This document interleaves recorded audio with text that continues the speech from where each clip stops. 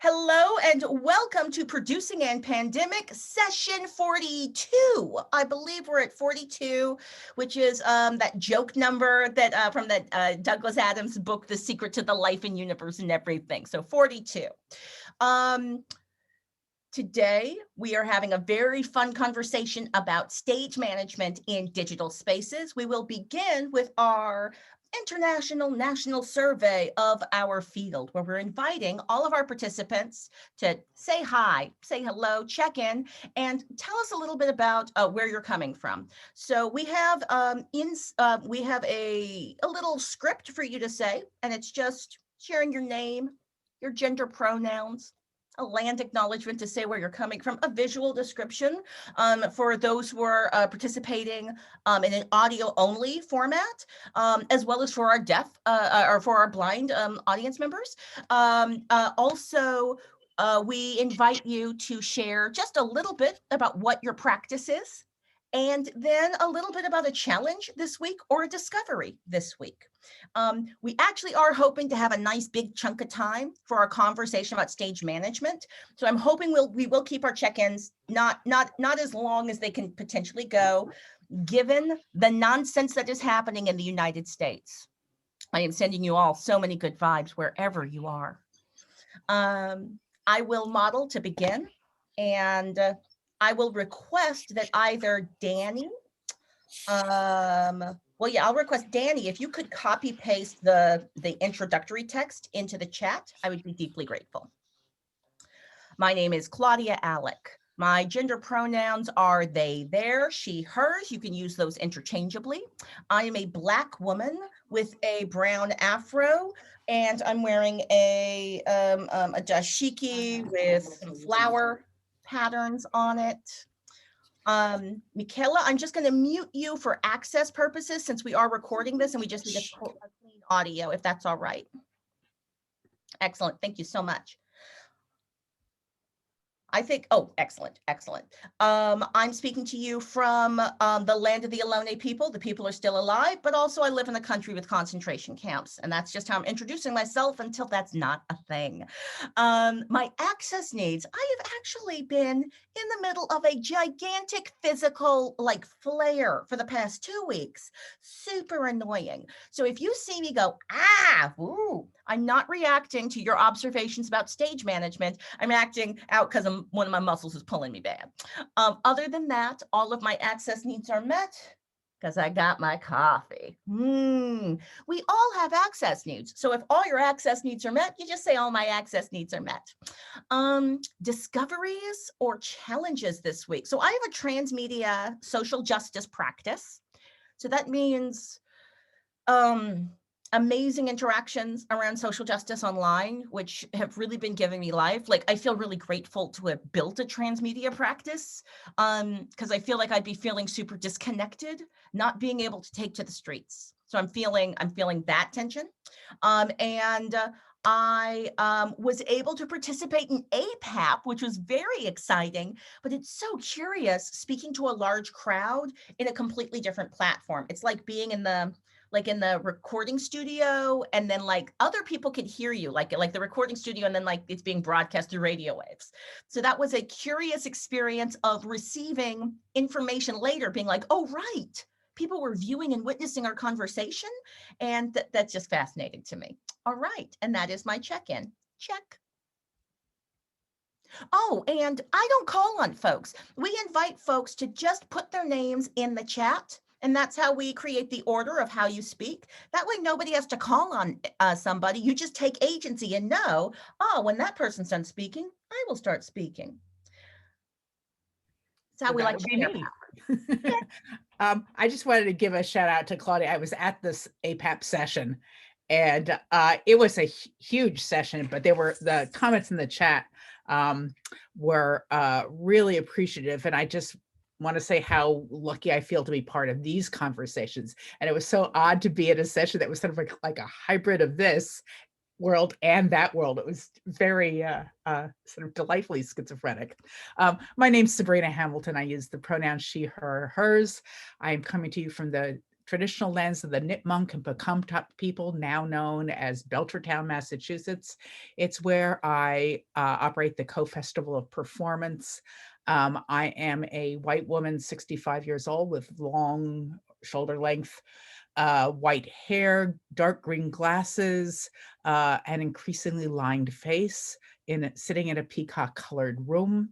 My access needs are that I've been attending the APAP conference. This is now my 5th hour in a row online.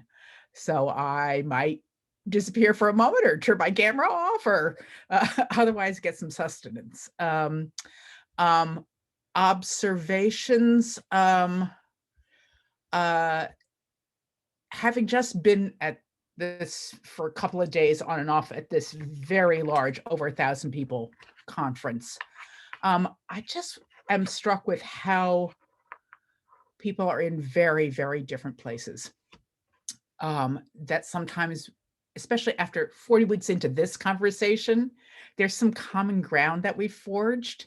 And there's some, but the world is very large and very different. And there's some fabulous stuff going on out there. And it's really important that we don't leave people in the dust. It's so important. And I think that's it for me today. Check. Thanks, Sabrina. Hi, my name is Rebecca Pingree, she, her, hers. I'm speaking to you from the ancestral unceded lands of the Chochenyo-speaking Ohlone people, colonially known as Berkeley, California. And I am a white woman with my pandemic, multicolor, weird dyed auburn hair side braided in my normal uniform of like a flash dancey shirt that's got the neck cut out of it, sitting in front of some wood furniture in front of a white wall. And my access needs are currently being met, though I only just had coffee 5 seconds ago. And the challenge that's on my mind is to do with given what's going on was the last week and all of the things that have been going on in the last week, and the thing that I'm hearing from people when I check in with them is that everyone's like, I can't with this right now.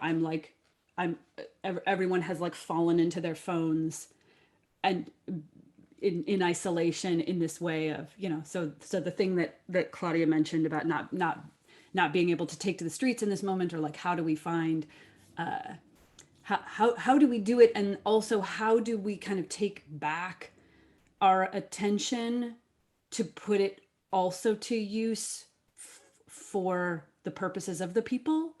Like, how do we balance that? The way that there's this like drama, that it's very easy to get the drama side of the politics is just so easy to get sucked into in a way that actually isn't productive. And then how do we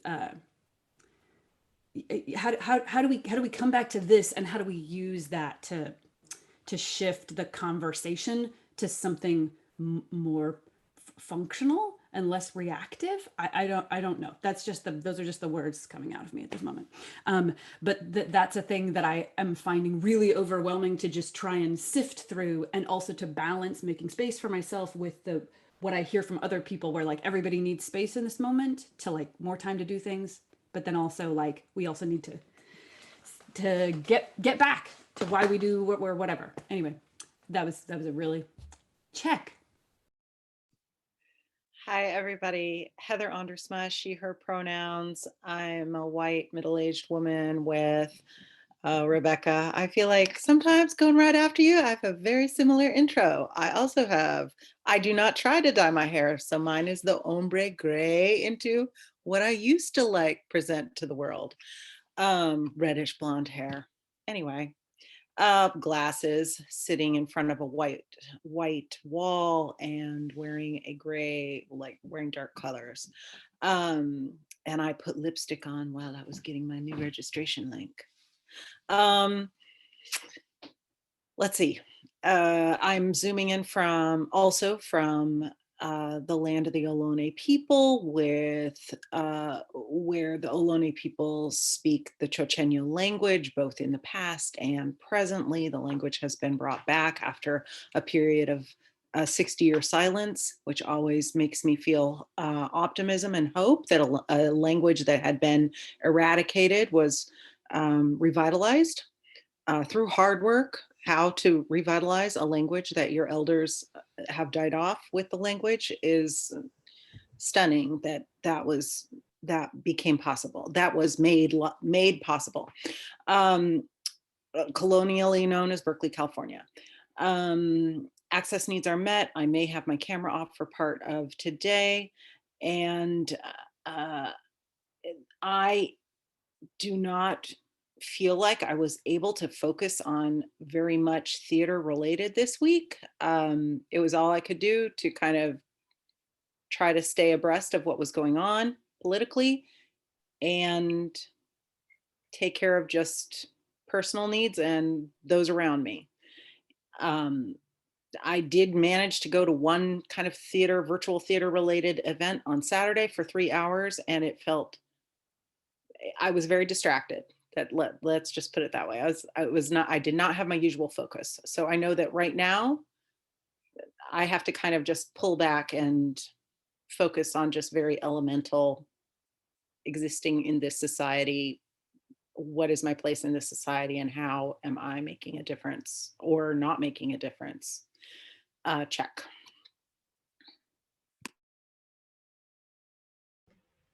Hi, my name is Lucy. I go by she, her pronouns. I'm living on Salish lands, colonially known as Missoula, Montana.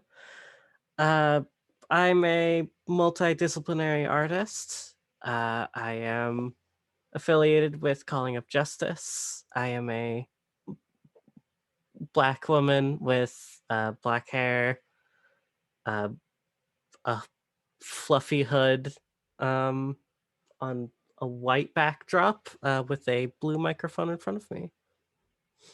And all of my access needs are met. I've got water next to me, and a challenge that I have faced has been writing. I wrote my first speech, so that's exciting. And that's it.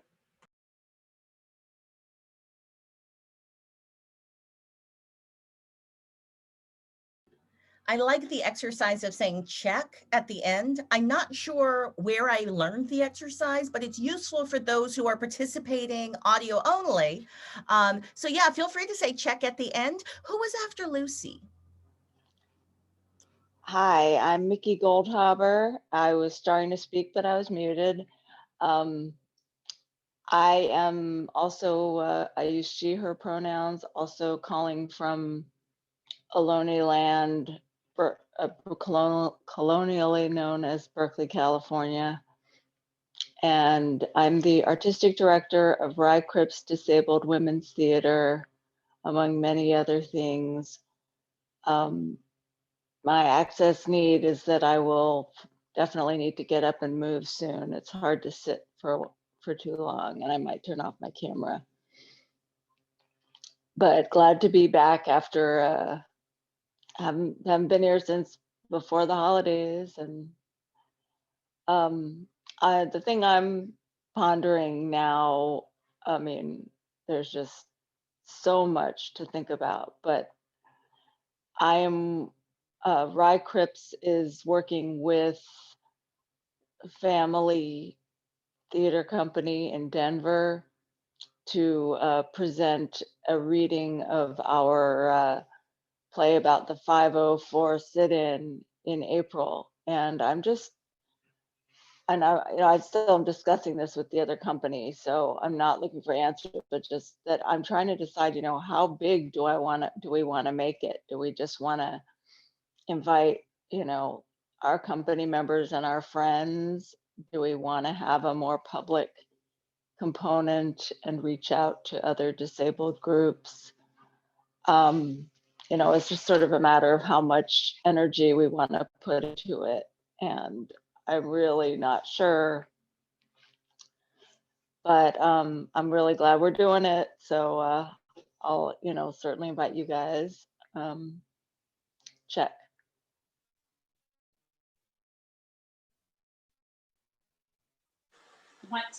Thank you, Mickey. Hi, folks. It's Tanya here. I'm just looking for some response because I thought my internet was frozen. Looks like it's coming through. Thanks, Amanda. I see your thumbs up. So Tanya, they, them pronouns, zooming in from the traditional territory of the Huron-Wendat, the Haudenosaunee, the Anishinaabe, the Petun and the Mississauga of the New Credit, colonially Toronto, Ontario, Canada. Hello, neighbors, friends, colleagues. Good to see you. Week 42. I got your Douglas Adams joke at the top, Claudia. Who's counting? We're 44 weeks deep into a pandemic and like finding ways through community resilience internally and communally, I guess, to get through. So one of my access needs is to be camera off. Too many hours of Zoom and I need to move my body.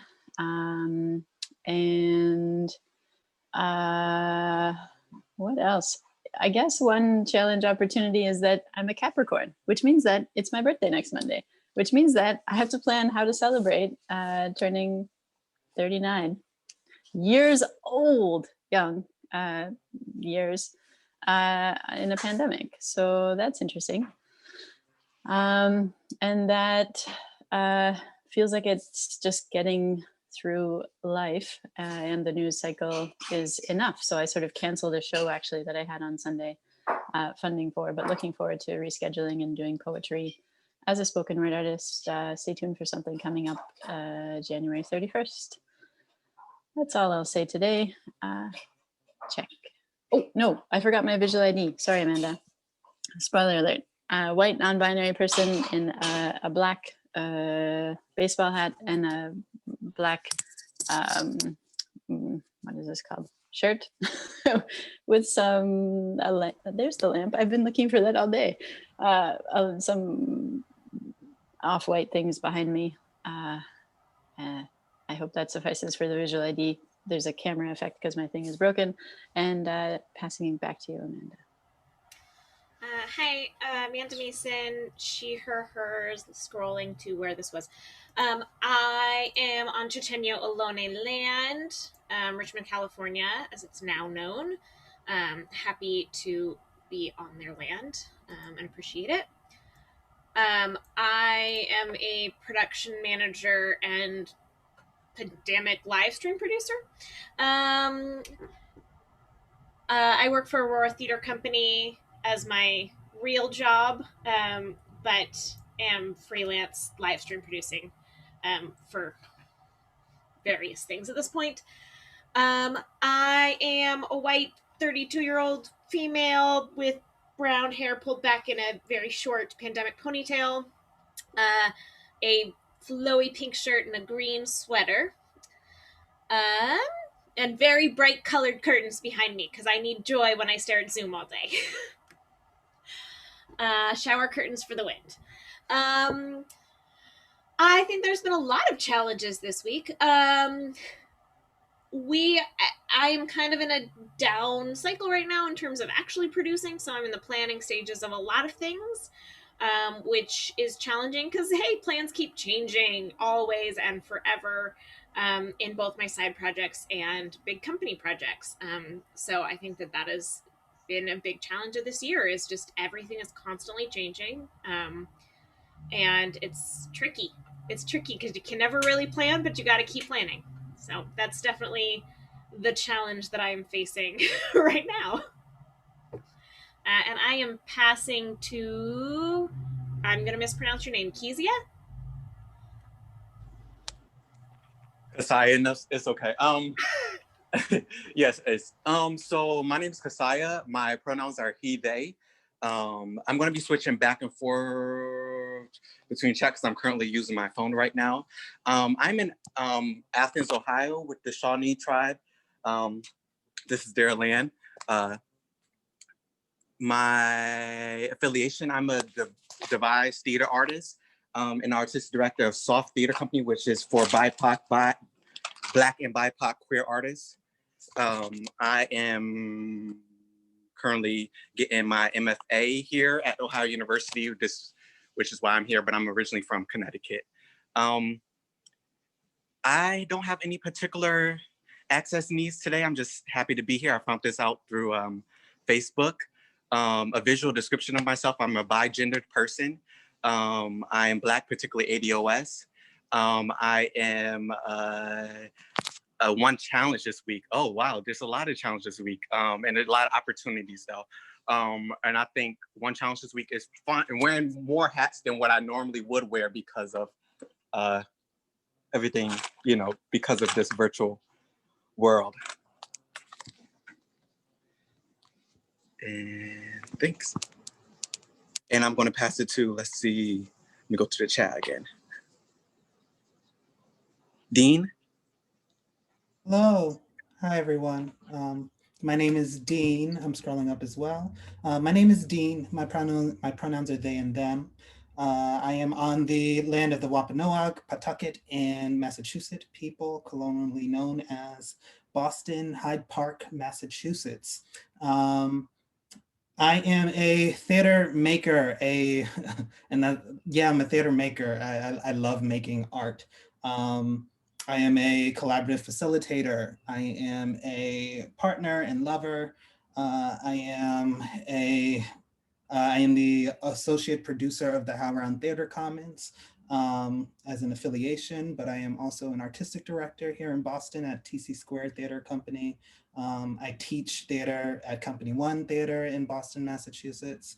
And I am also a member of Owl Theater, Our Voices. It's a local theater company here in Boston as well, that I do a lot of the artistic producing for. My access needs. I am currently approaching the end of my workday, so I hopped on a little bit early.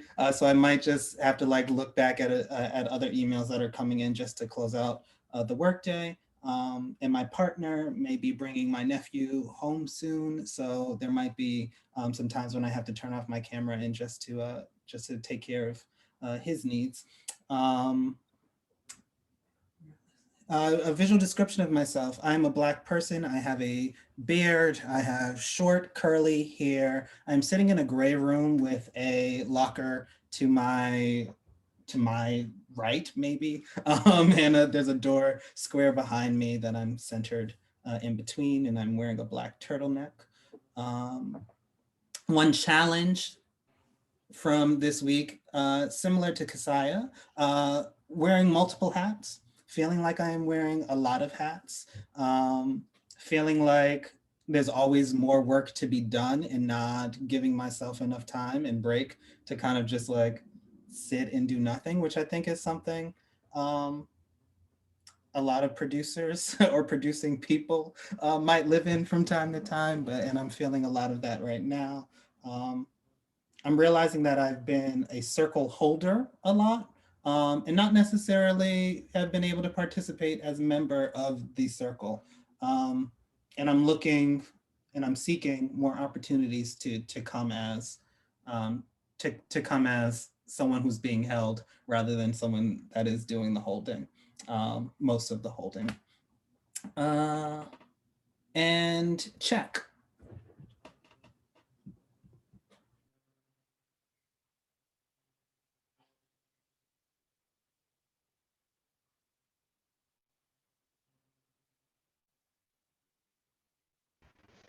Next is Wednesday, but I think they got kicked out, so let's just jump to God. Thank you. Hi, I'm Gosh.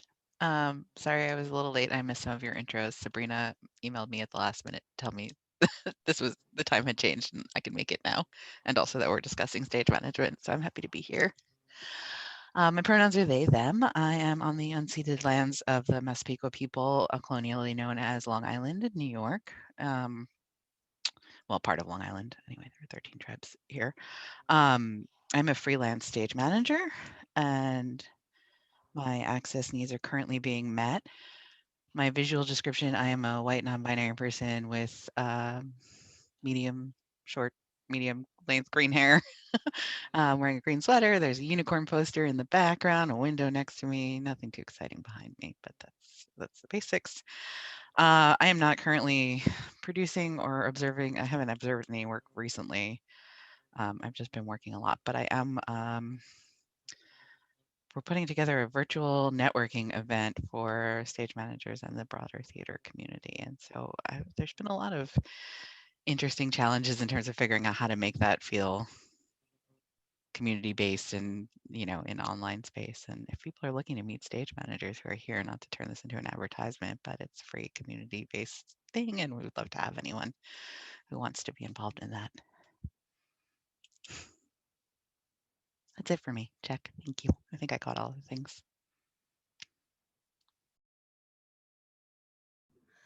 So I have been doing the fun project of attempting to put links in the notes and putting a link to the notes right there in the chat. We share our power quite freely. So please, y'all were saying so many amazing organizations and theater companies and practices that we would love to be able to connect to. So I just want to formally invite you to click on that link that I will need to repost because Wednesday has just re-entered the space. Welcome back, Wednesday.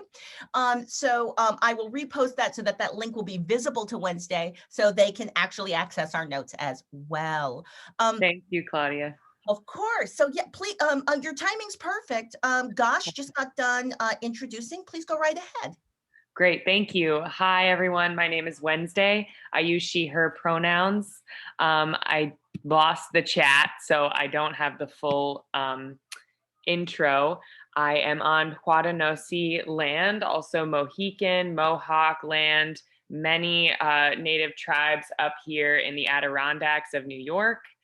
I am a theater producer and executive director of Experimental Bitch Presents, which is a feminist producing company based in Brooklyn that has been stretching out across the country during this year. I also am a theater director and a writer and performer myself.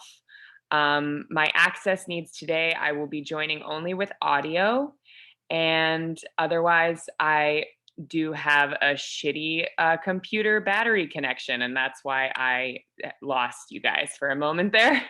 And I am thinking a lot about budgets right now as a small scale off Broadway producer. I've just gotten a lot of feedback recently after some great projects this year that were totally virtual, and just thinking about how to maintain appropriate payments and also just maintain appropriate budget sizes for small scale productions once we do get back into spaces when costs ramp back up. And I'm very interested in stage management in this digital age. I do a lot of stage managing as well, and that's why I'm joining specifically today. Thank you. Check.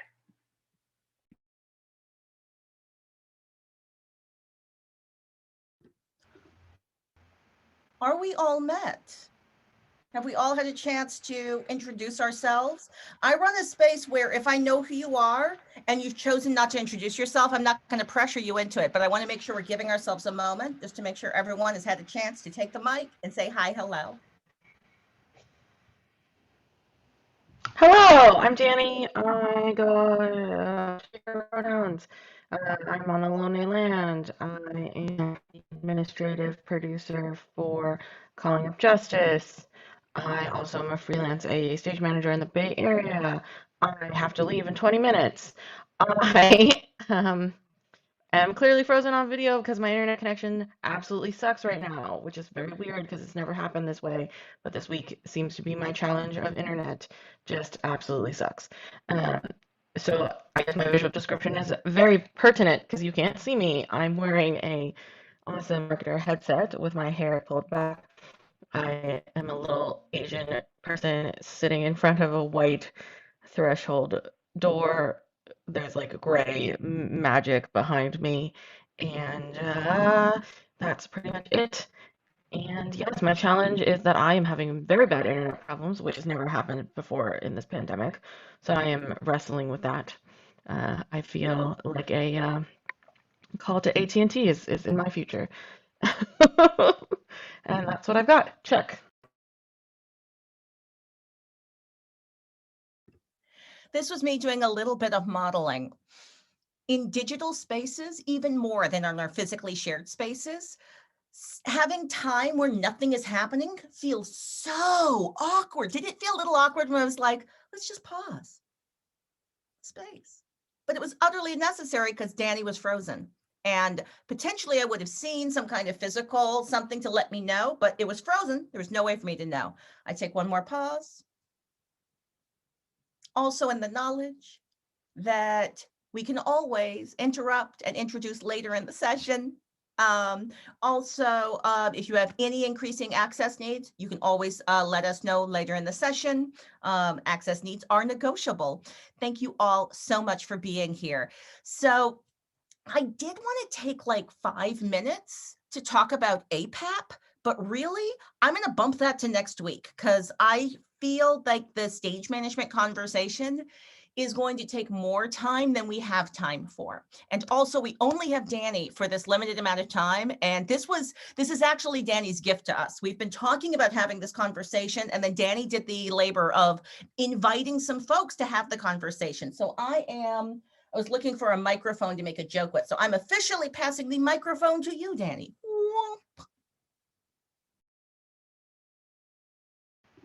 Hello, everybody.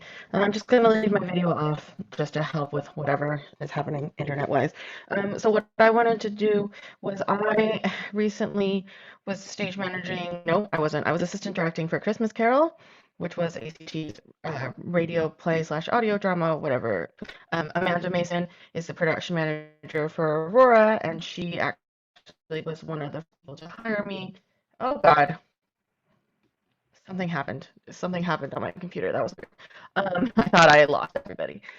She was one of the first people to hire me as pandemic happened to be a stage manager / project manager for their audio drama, The Flats. So I'm hoping to have everybody have a lovely conversation / discussion about what it means to have stage managers work in this environment, what additional responsibilities are there, what adaptability skills do you need to have, video, re-editing, understanding Zoom, breakout rooms. Like these are basic skills that we did not have pre-pandemic, which almost all theaters are required to have now.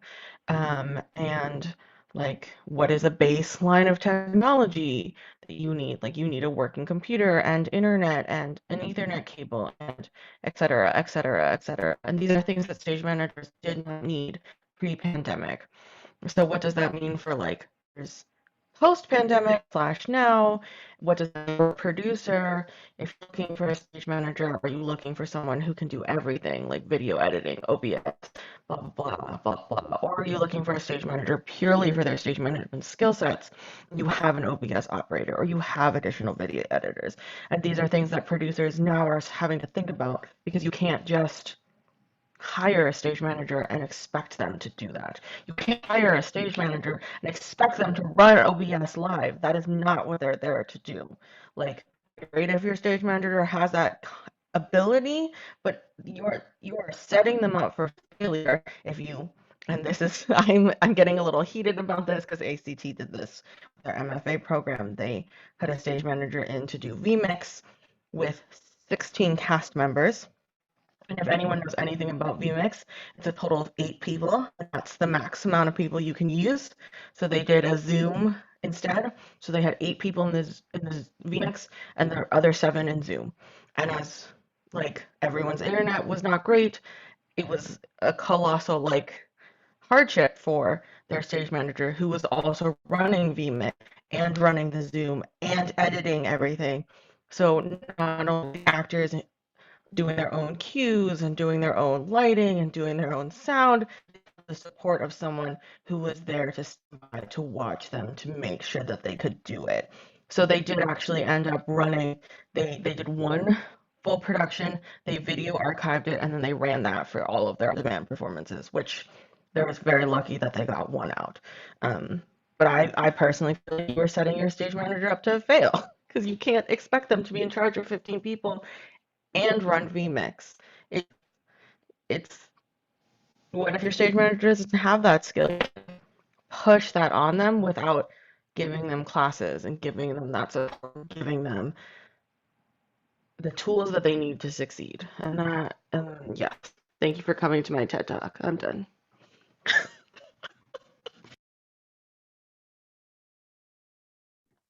You know, this is how we roll. I love having a space where we can just hold forth and say all of the things, and that's the purpose of this conversation, to talk about all of the different aspects.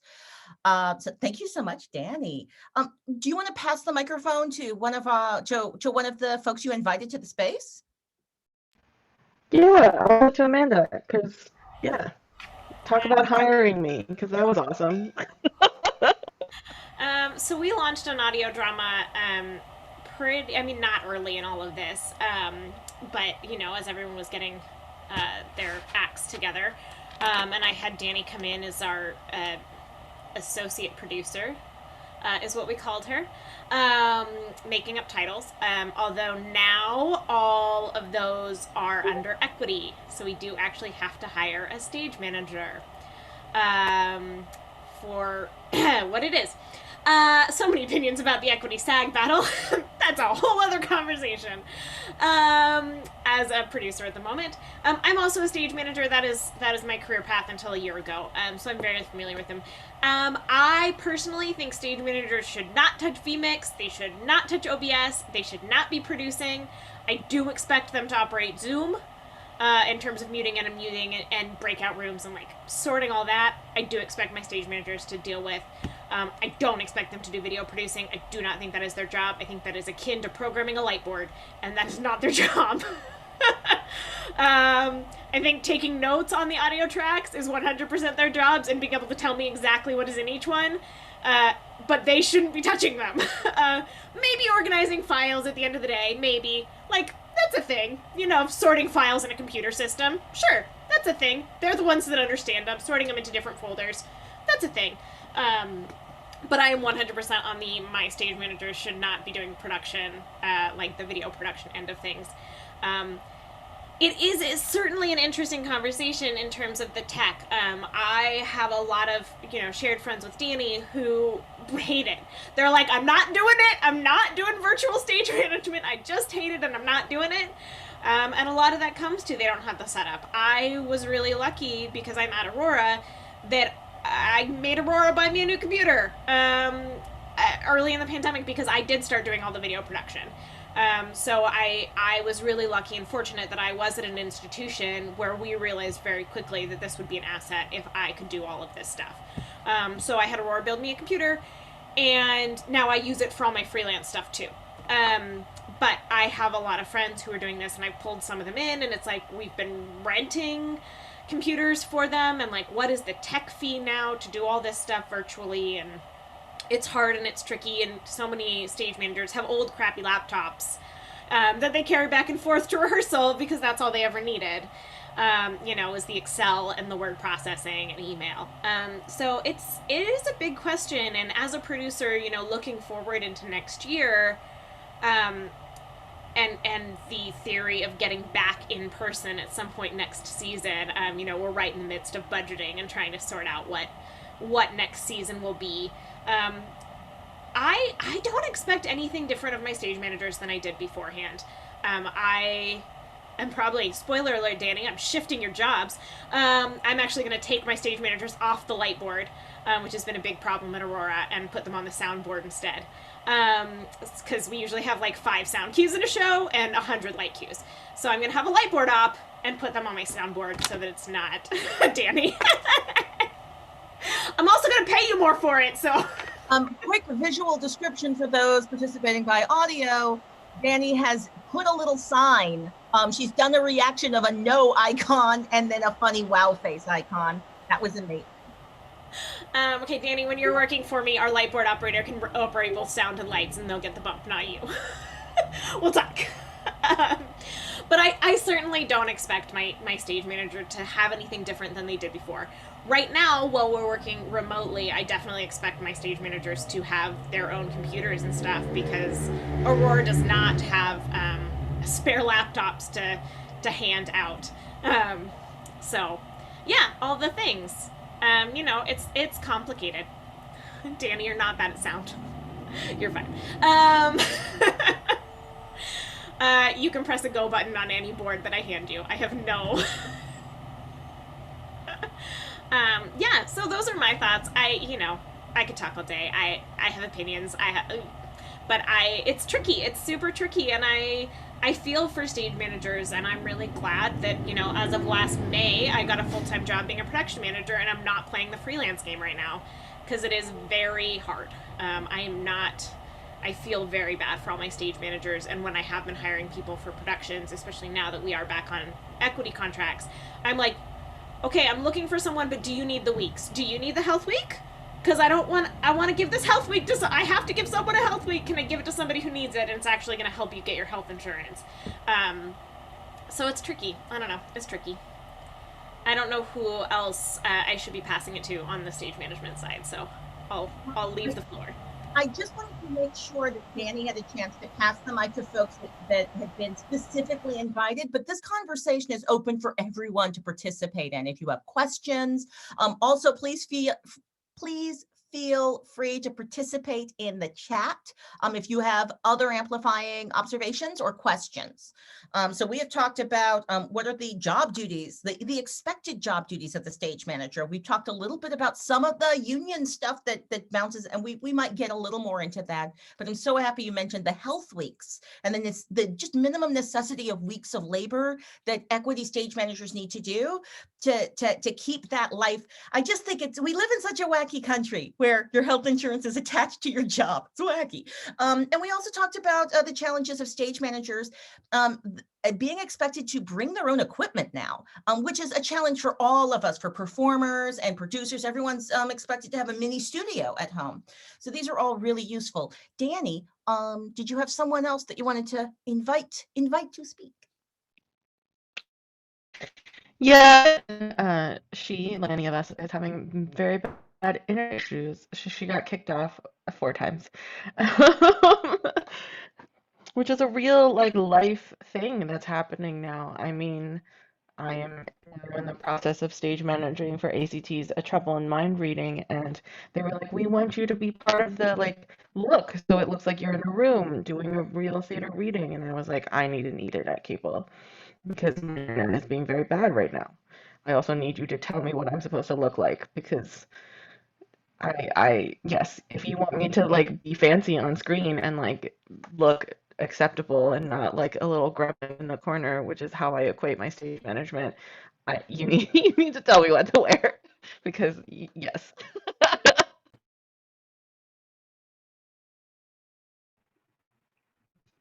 That's it. It is 1:55, so I'm going to depart. Thank you so much. Enjoy the rest of this conversation. Yes. Goodbye. We sure will, and we look forward to hearing your opinions after you check it out, because as always, our sessions are recorded for asynchronous accessibility. That's part of the reason why we switched to this 10 o'clock one week, 1 p.m. the next week format, so that we can say yes to all of the participants. We actually lost a huge number of folks when the school year started, so we're hoping that this new schedule will offer a little bit more of that. But let's get back on this conversation about stage management in digital productions. Is there anyone, I know I have so many opinions, so I'm going to hold back. Is there anyone else who has observations, questions? I'm leaving time because I can't see everyone, but I will offer something. Danny and I were chatting early in the pandemic after doing a few shows each, trying to think about what a run of show looks like, because I feel like there were standardized spreadsheets and approaches for handling something as simple as somebody getting on stage or off stage. But the number of questions that a virtual effective stage manager plus person needs to ask, as well as maybe do some training around.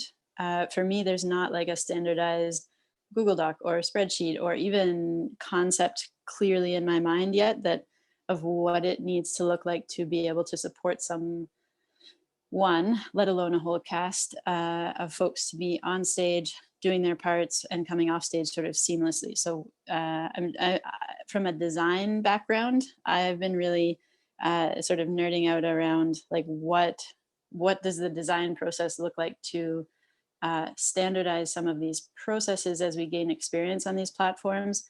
And how much is that even possible when these platforms aren't designed for what we're using them for? Questions? Well, if someone else wants to say something, please go right ahead. I was just gonna say, I think one of the trickiest parts about standardization is there's nothing standard about anything that's happening right now. And every single company is using different programs and different platforms, and like Zoom is the only commonality, but everything we're doing is Zoom through OBS, through to YouTube, or Zoom to OBS to Vimeo, and like I'm with you. That whole I miss my paperwork. I miss having some sort of path. But even with these audio dramas and like learning how to record them from the producing end, we're like, what software do we use to record them? Whereas like, before we would all go into the theater and we'd do our work that we knew how to do and we all had figured out the best ways. And now everyone is doing something totally different. And it's really hard, I think, especially as stage manager, I'm sure, bouncing around companies where it's like, what am I walking into today?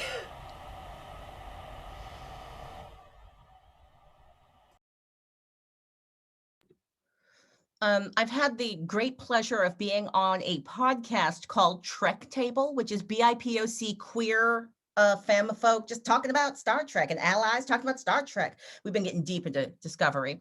And what I love about this group is that the script is in an Excel document, which is it's deeply useful for all of us coordinating, and it has the sound cues as well as our sections.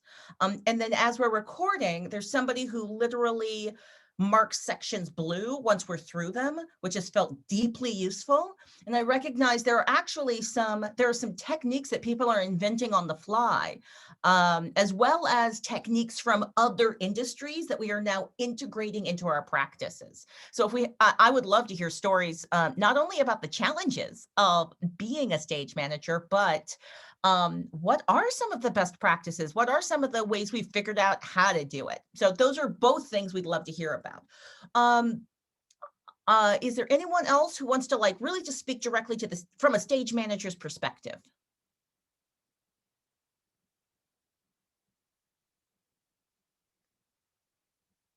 That was me that was me trying to pass the mic subtly to you, Gosh, because I was like, I feel like you might have some opinions, and I think you're Felt being like you were polite looking and at making me. space. Yeah, I feel like you've been making space for others, but I feel like you've got good opinions, and also you've been doing some practices producing in different spaces. So I'd love to hear what your experience has been. Yeah, I haven't actually done a ton. I did obviously the Magic City Massacre that Sabrina and I presented on several months ago, where I was sort of more of a technical director, and actually I was very annoying about telling Sabrina not to call me the stage manager because I am also equity and was not on contract for that show. And then I did a couple of shows with Great Small Works puppet theater festivals that they did. But I have been doing a lot with the you're the stage manager, especially in terms of like trainings for other stage managers and talking to other stage managers who are working, figuring out how to address, like for me especially, I think is super interesting what folks have started to bring up is like some of the the ways in which I think the technology problem can exacerbate equity issues and access issues, and who's getting hired and who's got 2 monitors and who's got 3 devices, and who's able to do all these different things that we need to be able to do this work most effectively. I think even if you're just running the Zoom, we've been doing like trainings for folks, just like getting used to hosting a Zoom, getting used to like creating breakout rooms. We've just been trying to do like really basic stuff like that too, just because, some of us are real like digital natives or, more technically savvy and able to just like pick things like that up. I come from lighting and sound background, so I think and software background, and so I was able to like jump into that really easily. But I think not all stage managers are technical, and I think we have to be careful that we're not. I don't want to say people are or aren't technical. That's not a good way to look at it, but feel less comfortable picking up new technology skills. And I think people are getting ruled out who have other really valuable skills are getting left out of this kind of work because they don't have the comfort level with the technology. And so like, whose responsibility is it, I guess, to bring that training and to bring those resources and, equipment, et cetera, for stage managers to be able to do their work, I think is something we probably need to talk more about. Yeah, I am curious because back in the day, you could call a show and you didn't need to know how the light board worked, really. So I am curious about what are the skill sets that because you mentioned a training, please drop the link in our notes. But I am curious about, what are the new skill sets that we all need to expand on in order to do this work? But I'll be honest and real, I haven't felt like I need my stage manager to know anything except for what stage managers already know how to do. I need support as a producer and a director. I need support in all of my communications with my team, in making sure my documents are accurate and are actually accurately communicating to everybody what the plan is. But like in real time, you can't call a show. There's a latency. It doesn't work when you're producing from literally different cities and states. You can't have a stage manager call a show. So generally my stage manager is giving all of the support all the way up to them. And then I have them offering a different type of support that just doesn't require them to know how to run the OBS. That's not their job. I have heard of people setting it up so that they are calling the OBS queues or calling like over a Discord or over a phone call. Yeah, I see Amanda gesturing. But yeah, I know when Sabrina and I worked, a lot of what I did was helping Sabrina and Diletta, like I would do in tech, like figure out how all the pieces fit together. But because it was sort of a new language for all of us, it was a different experience, I think. And And helping probably, actors get on and off the stage, quite literally. but also like, what is Zoom going to do when we do this, when this person comes on and we switch modes like this? And, now I think with OBS, actually, it's easier, but. Right. I mean, that again, it comes to, are you trying to actually produce in Zoom, or are you using that as the holding place? I expect my stage managers to control Zoom because I also expect all my people to have their video on the whole time. And like, it's a hit the mute button, right? The like, turn their mic off. Like that's the extent of what and I think Zoom is, I'm also happy to work with my stage managers prior. Like, I don't expect them to necessarily know it when I hire them. I am happy to work with them and get that training until they're comfortable with breakout rooms. I think that is something that I'm willing to do internally too. My stage manager, who's actually coming on for our audio drama in February, is fairly new and not quite equity yet. This will be our first equity contract because we had been planning on being on SAG and then we switched. But I'm really happy. I think she's going to be great. And I'm looking forward to kind of teaching her and being able to provide that support of what it means to do all this stuff now. But yeah, I mean, I think that I'm certainly willing to do the training internally for what I need on the tech end. I will say that even actors, like you were saying, if an actor doesn't know how to use a microphone or deal with Zoom, it's a lot. We had that problem on our first audio drama of like, they just were not technically savvy humans, and it took a lot more time to do things. And we left space for that kind of sort of, but especially on the SAG contract, time is money. And the longer that I have to sit there with an actor figuring out how to use a microphone, the less time I have to actually record. And it's a tricky balance because we certainly don't want to hire actors because they know how to use a computer. Like, that is not a good way to go about it. But at the same time, as a small theater, I need as much time as I can get. Like, so it's super tricky and it's a super balancing act. And we did actually provide computers and stuff like that for some of our actors on past projects because we could, and we had things. But yeah, it's tricky. I think it's such a balancing act in terms of weighing all these things, and it's hard. All right, I see. Oh, go ahead.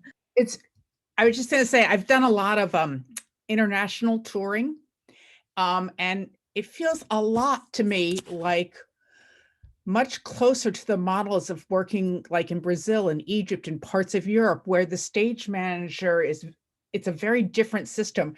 And for instance, all the technicians in a lot of those countries take their own cues. They are clued into the performance. They are taught, they are thought of more as being artists than technicians. And they are right in with the timing of the show, and they have come on earlier. And it's a very, very different ensemble feeling that I have really appreciated in the working in those other cultures, and sometimes miss here.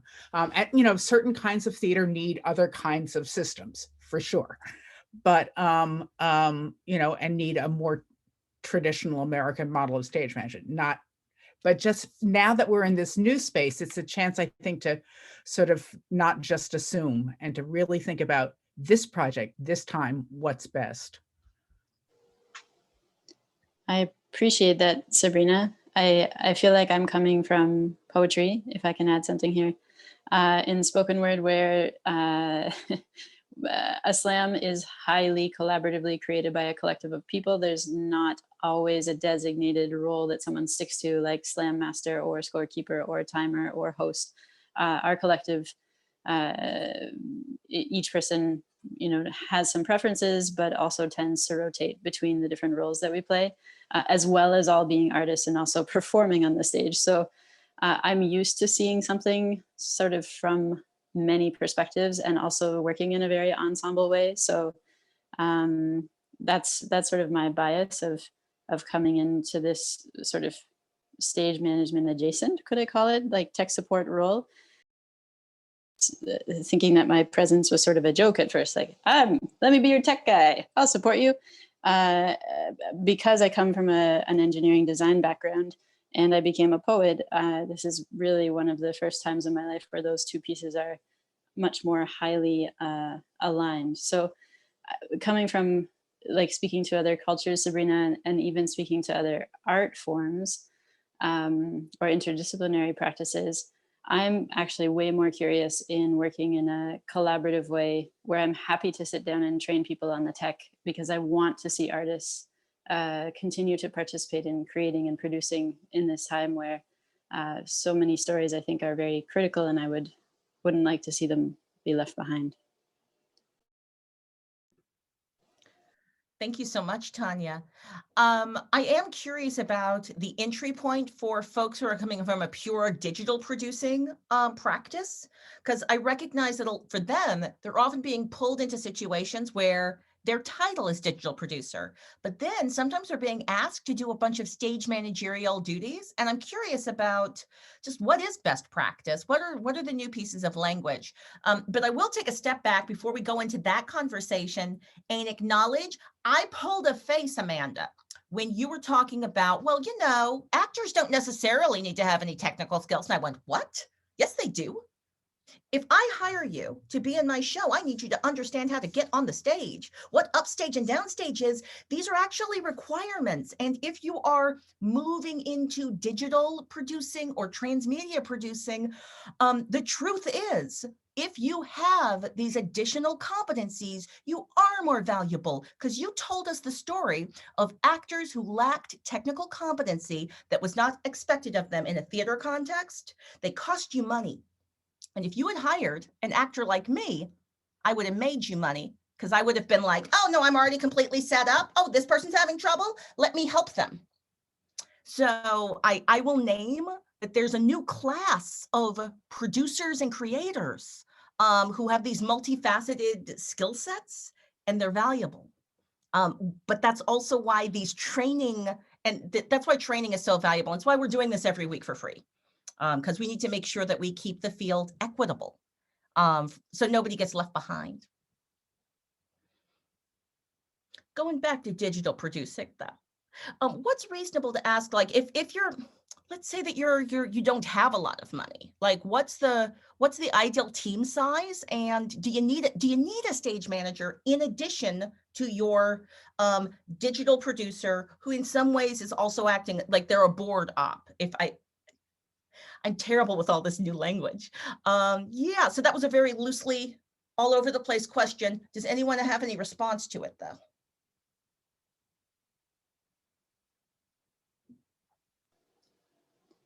Yes, and I'm interested in hearing from others.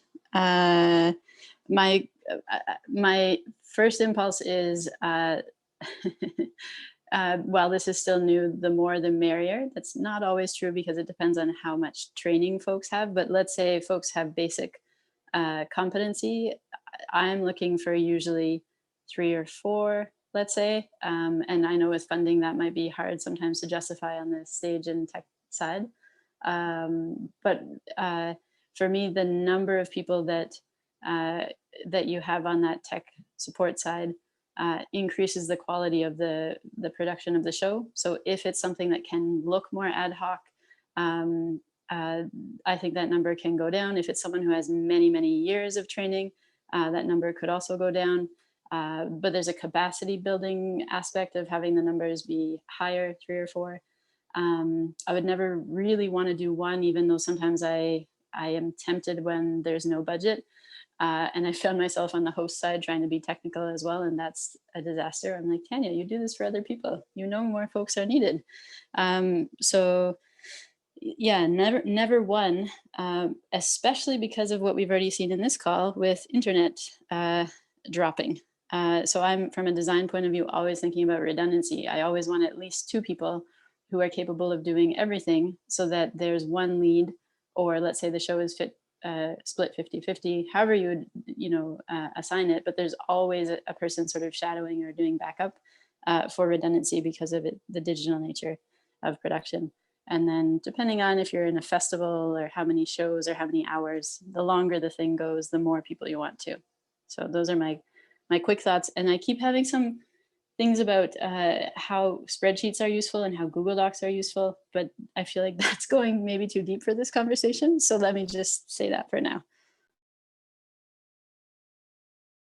I love a good Google Doc and spreadsheet. I am all about them right now too. So they are definitely the way we are communicating within show production and within just our organization is all about Google Docs right now.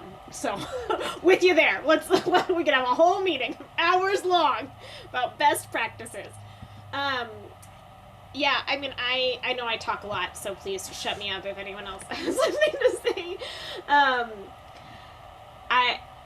I've been doing a lot of stuff just myself, and I think part of that is that I have the stage manager brain and then became a producer, so I can split myself in a way that I do have both skill sets. And we are a very small company, so I certainly don't have the budget. We're working off no ticket sales essentially right now, so I'm trying to do as little as possible.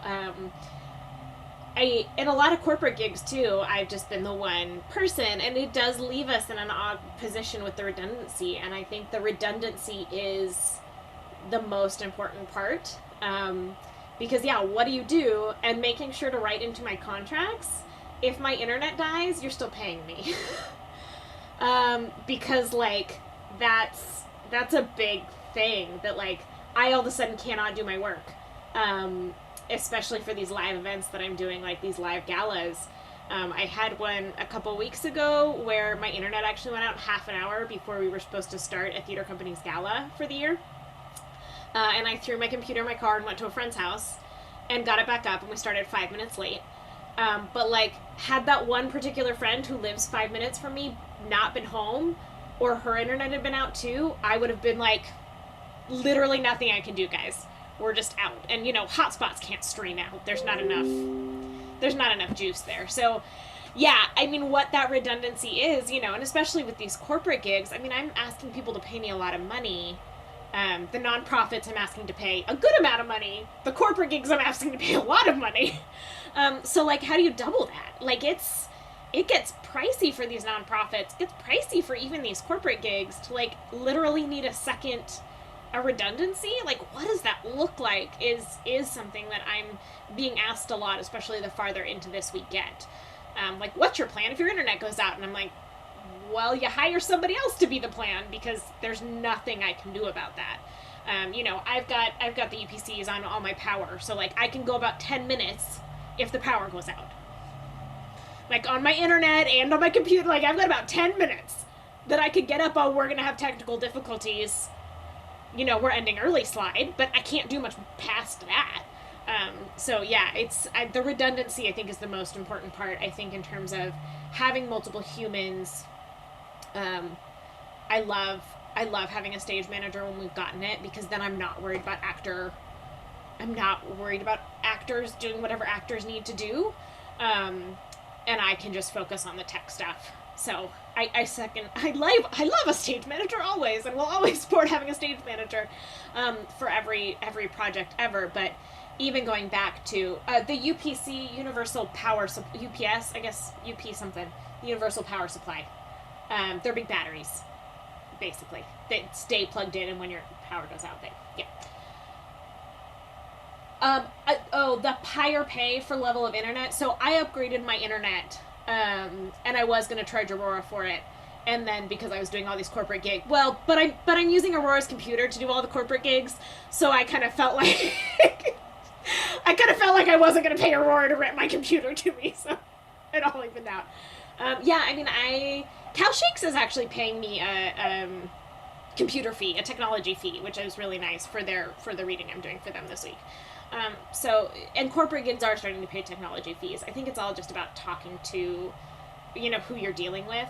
You know, for these nonprofits that I'm doing their galas, I'm doing a flat fee of $1,000 to do your gala, like, which is like not enough for what I do, but also they're nonprofits and I feel for them. You know, it's like this balancing act between what's going to pay for my time, but I'm certainly not going to start talking to them about extra fees and stuff because it's already high for them. So one of the models that we do in the calling of justice practice is because we're a little obsessed with redundancy, partially because we have folks who are working from historically marginalized neighborhoods that have really bad wiring. So like I'm collaborating with folks who just have less bandwidth by design from the man.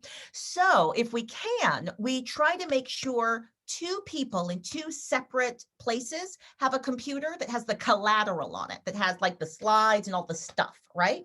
And then one person is like the understudy, and they're paid some amount of money, or they know they have responsibility, but they only have responsibility to learn what needs to happen. And then they get to ghost. So when the thing's happening, they're not there. They're not getting paid to be there, but they are paid there. But they know that they need to be available in case an emergency happens. So it's kind of like the same deal for like Broadway actors who are understudies. I'm wondering, does anyone else have any experience with redundancies, building? And I've been calling it my resilience producing, where I'm like, we're producing for resilience, and we're casting for resilience, and having a lot of redundancy. Is there anyone else who has experience in that? I can add something, but I've spoken a few times. If anyone else wants to jump in who hasn't spoken, feel free.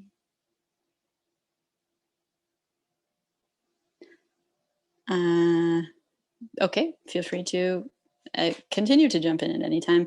I don't know where I got this, but it feels something very, I wish I could see your face, Claudia-esque, as in highly collaborative. I think it dawned on me early on that like if I was the sole tech support person hired on a producing job, that I didn't want the show to not go on if I wasn't there. And so I guess my effective practice at this point seems to be like trying to pitch to make sure there is enough funding for a full team. But my temporary workaround is like a bartering system. So if I need somebody to be a backup for me, we'll just trade hour for hour. Unless I have, like I said, if there's funding, pay people great. But otherwise, I'm trying to think, you know, there's a couple of ways this can work. Like, I'm trying to remember, Big Mouth Bass was a show that I helped Ariella Wolf produce. And then when I was double booked for, so this is a little bit of a variance and less of shadowing, but I feel like I can share this example. when I was double booked for an Art to Action 11 Reflections on September, Ariel Ella Wolf was able to fill in for me. And so we did an hour for hour trade, which is a way to, I think, get more art made, do more skill building, and support each other. So with select people, I'm happy to do that sort of filling in, shadowing, understudying, as you called it, Claudia, and invite folks to offer the same back. So maybe that's helpful for someone else. Do we have any questions, any burning questions, or any burning topics that are related to this that we want to make sure we say out loud before we close out this beautiful conversation?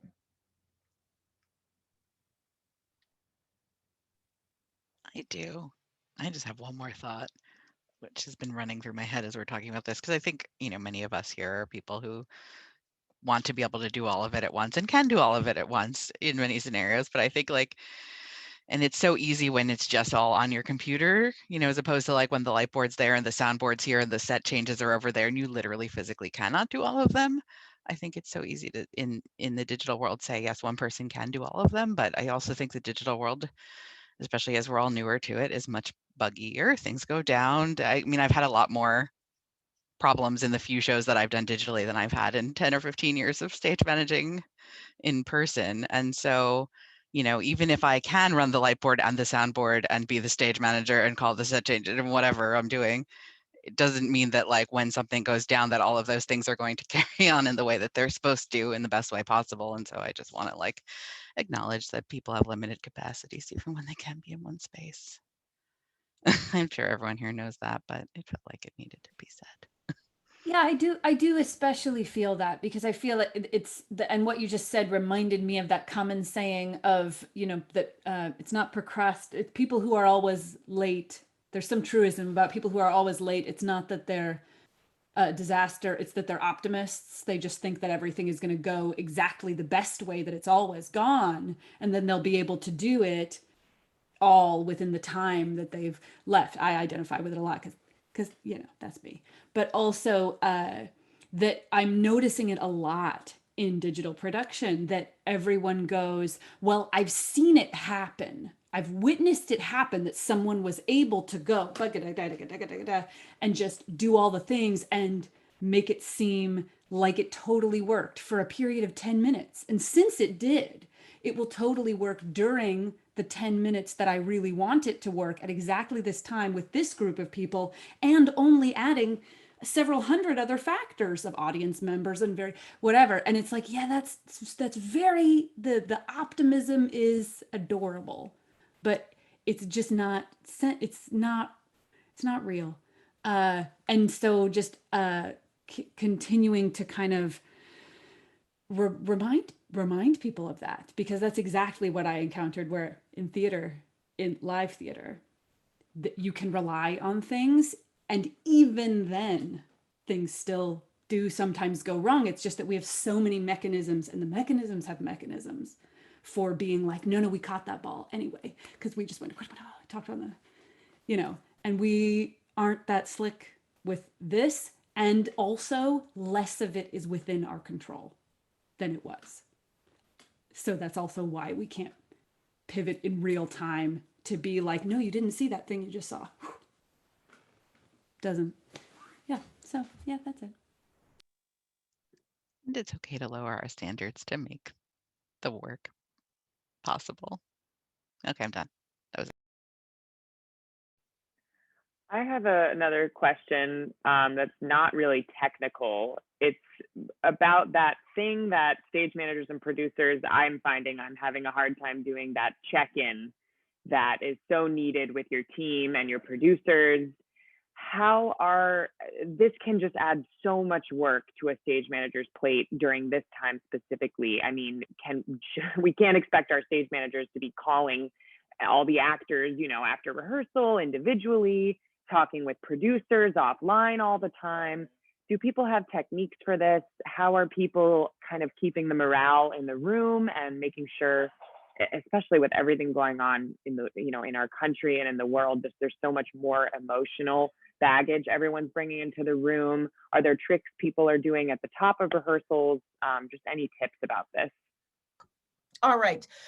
Wednesday, thank you for helping us close this out with such a beautiful generative question. I want to lift up just a few observations from the chat that were useful.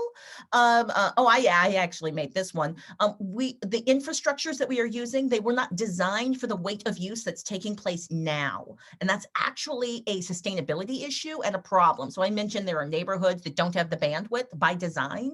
They weren't designed to have so many people online using them, and our homes were not designed for us to raise our families and also work or produce shows in them. So these are issues that we're dealing with. When there are less people on the team, any issue will be harder to solve. It just causes, when there's less people, issues cause more ripples. And I laughed so hard and felt the truth of this message from Lucy. This thing worked for 5 minutes, so it's definitely going to work perfectly for 2 hours continuously. How many times have you started to hear that sound of your computer saying enough? You have Chrome going, you have Zoom going, you have a Discord on. Why? I can't do it. And it breaks, it shuts down. This is real. This is why I have so many devices. Thank you for that. And I'm just going to say that we're going to have another conversation about this in the future, where we get into some gritty stuff about these are the real techniques folks are using, platforms, different ways of working.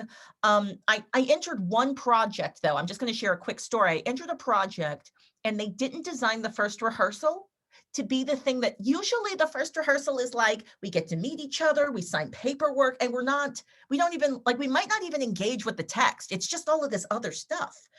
But instead, there was an adorable optimism that we would be able to hit the ground running, immediately start doing a read through with no time designed to create relationship, create familiarity, but also to do some of the necessary paperwork and logistical communications work to make the entire process to go well. So I just recommend budgeting for this, front loading that in your process, and scheduling for it. But of course, we are going to have another conversation where we return to this. Thank you so much for the resource that was shared in the chat from Mark Betmucci Josephs. Oh, the keynote from Under the Radar Festival. Yes, thank you for that link.